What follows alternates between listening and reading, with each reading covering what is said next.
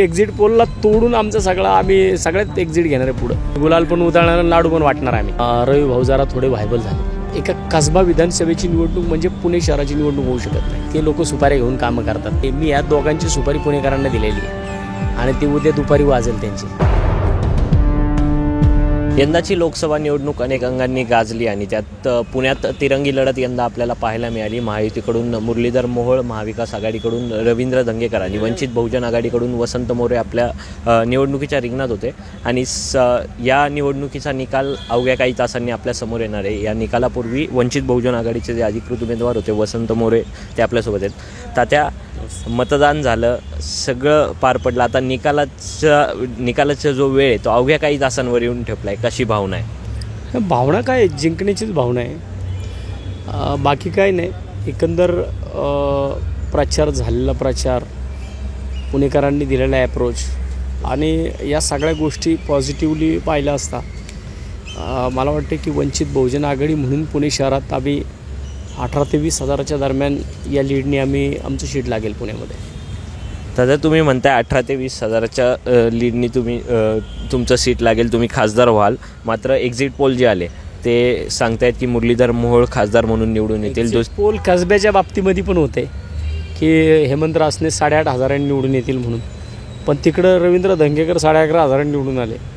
Exit poll कसब्यात पण होते ना, पुण्यात पण एक्झिट पोल. तुम्ही एक्झिट पोलला तोडून आमचा आम्ही सगळ्यात एक्झिट घेणार आहे पुढं.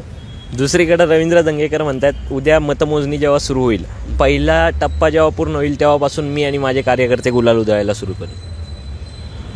आता त्यांचे बॅनर पण लागलेत, मोहळांचे पण लागलेत आणि मला वाटतं की हा कदाचित ओव्हर कॉन्फिडन्स होऊ शकतो.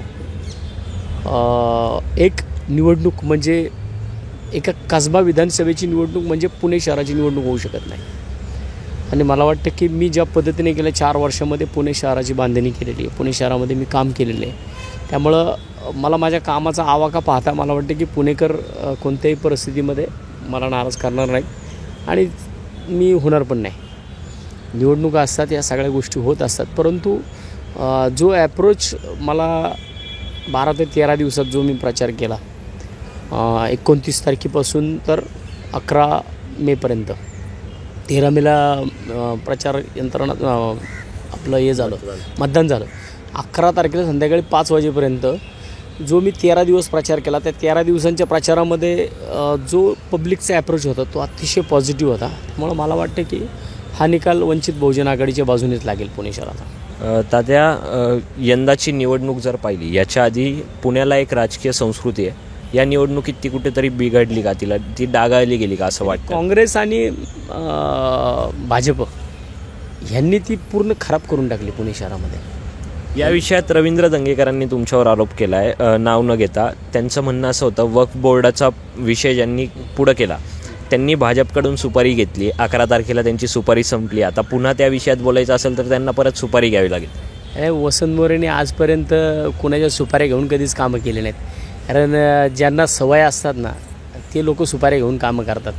मी सुपारी घेऊन काम करत नाही. मी एखाद्याच्या मागं लागलो ना तर हात धुवून मागं लागतो आणि ते मी दाखवून पण दिले, ते त्यांना पण माहिती आहे. मग मला वाटतं त्यांची इच्छा असेल तर मग मी तोपर्यंत थांबणार नाही जोपर्यंत या विषयामध्ये अटक होत नाहीत. पण मी तो विषय तेवढ्यापुरता घेतला होता त्याच्यामध्ये. आणि सुपारी घेऊन कामं करणारे वेगळे असतात, मी सुपारी घेऊन कामं करणारा नाही आहे. मला वाटतं की आता काही गोष्टी आहेत बोलण्यासारख्या ज्या उद्याचा निकाल लागल्यानंतर मी बोलल. त्यामुळं मला वाटतं की वक्फ बोर्डाचा जो विषय होता, सबमाल डब्बे में होता, तो कुठेतरी त्याला छेद दिल्यामुळं मला वाटतं की रवी भाऊ जरा थोडे व्हायबल झाले. त्यामुळं तुम्ही ते गेल्या 2-4 दिवसामध्ये त्यांच्या त्या सगळ्या वक्तव्य, प्रशासनाबरोबर बोलणं किंवा या सगळ्या गोष्टी आपण पाहिल्या असतील. मला वाटतं की एक लोकप्रतिनिधी अशा प्रकारे प्रशासनाबरोबर बोलून चालत नाही.